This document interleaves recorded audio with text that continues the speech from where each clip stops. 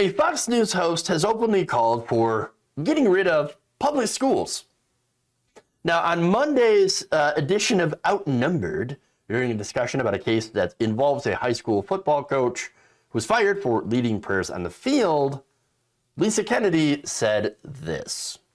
This will be a very important case for religious liberty, but also maybe a great time in our country's history where we rethink whether or not we have public schools. Maybe we should not have the government involved in education at all, so parents and teachers and administrators can make those decisions themselves instead of having the government impose it on them, because it is the public school aspect of this that is creating the legal challenge.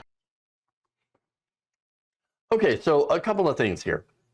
For one, the legal challenge is this. So this guy, this coach, basically, while he's on the field at a school function, is leading his students in prayers. Well, that would be against the First Amendment, the establishment of a religion. So you can't actually do that. And so, of course, that pressures the students into also being involved in the prayer, even if they might not want to. And so there's that social pressure. Generally, just don't do it. And look, you can be a religious person. You can pray wherever you want. If a student decided he was going to do his own prayer, or if he was going to do his own prayer by himself, totally fine. But when you start leading prayers and expecting, and you know, this is the whole problem here. It's an implicit expectation that students will have to be involved in the prayer. And so that's a problem, okay? That is the establishment of a religion. So now that's what this case is about. That said, her problem is not that, oh, you know, that guy probably should have kept the religion to himself. Her problem with the case is, I guess we shouldn't have public schools at all.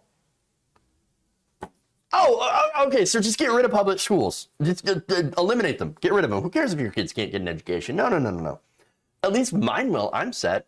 What, you think Kennedy's got kids in public school? No, Kennedy's can afford private school. Oh, everybody on that panel can afford private school.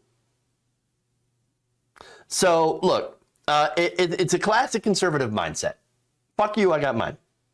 And even better, that the kids do not become educated. Because guess what? Republicans do really well with the poorly educated. Look, what they want is for poor people to shut their mouths and to know their place. Do my labor, make me money. Work for my company. You go back to the mines and you make me some goddamn money. If you're educated, and this is why they didn't educate the slaves, well, if they're educated, then they might actually rise up out of their station and demand rights and demand pay. No. So look, that's how it used to be before public education. Only the elite, only the people with the money and the power had an education. The rest of the people, well, they had to work the fields. They had to be the serfs. They were, most importantly, they had to listen to the authority at the time. What was the authority at the time? Well, the king, you could say. True. But in reality, who had the most power? The church. Religion. You know what we called that time when religion ruled society? It was the Dark Ages. Yes, the Dark Ages. And so, look, and by the way, during the Dark Ages, the Scottish hit on a great idea. Hey, you know what? Why don't we educate the poor? And by the way, it was the church that did it. But they decided, no, what we're going to do is we want an educated populace. So we're going to give all the people, and this was passed through Scottish Parliament back in the 1600s, by the way. This plan to make all education, everybody, to get an education.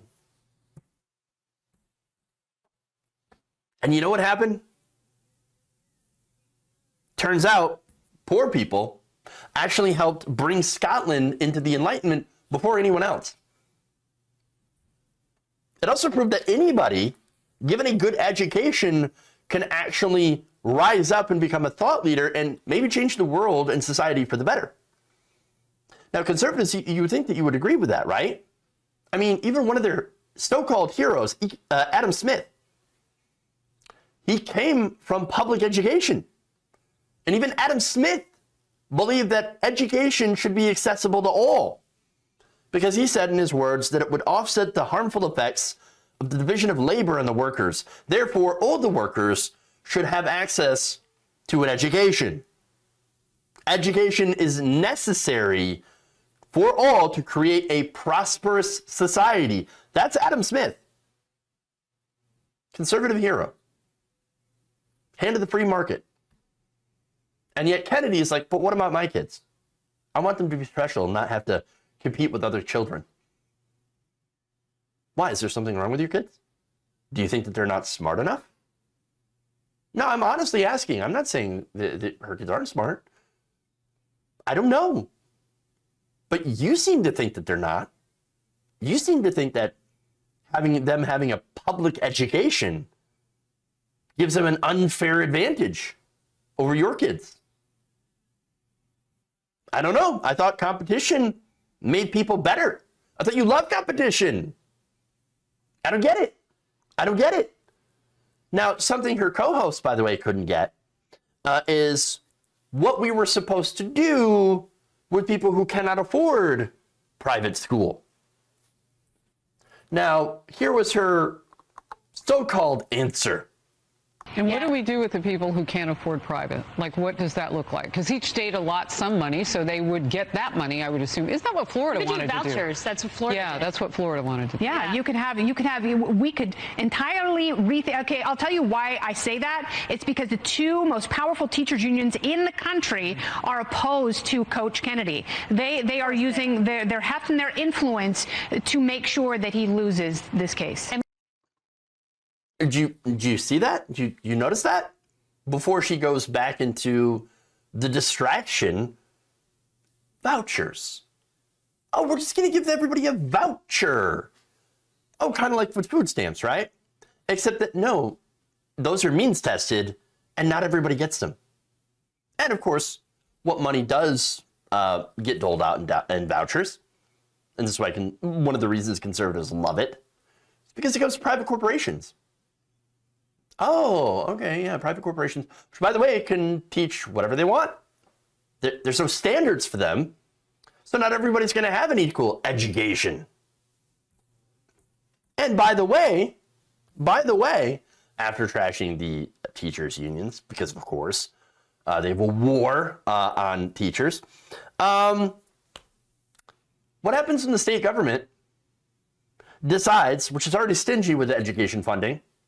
I remember Kansas literally having to be ordered by their own court because what they did is cut education funding so much to public schools that they are in violation of their own constitution. They had to be ordered to fund education. What's going to happen when all that money is now in vouchers? And conservative states say, you know what? The rich need another tax cut. Where are we going to take the money from? Oh, I know. Let's cut the voucher program. Yeah, you know, some poor kids, I mean, they just don't deserve to go to school. We should cut it for certain kids. Any idea what certain children they would cut from vouchers? And look, if they do that, of course, your kid's SOL. And so are you, by the way, if you cannot afford childcare when you work. Remember, in most families, it now takes a two-parent household working to bring in money. And so, well, now, your kid, you can't afford to send them to school. You don't make enough. And there's, no childcare and no place to send your kid. What are you going to do? You're going to quit your job. Then you got to stay home. And that effectively cuts your income even more. And so what that does is that it sends even more people into poverty, and it guarantees that you and your children will never escape poverty. You know why? Because education has always been the great equalizer in society. that child is not going to have any road to success in life without any sort of education. But conservatives look at that and they think, oh, good. Oh, that's a win. Of course. It's a win for us.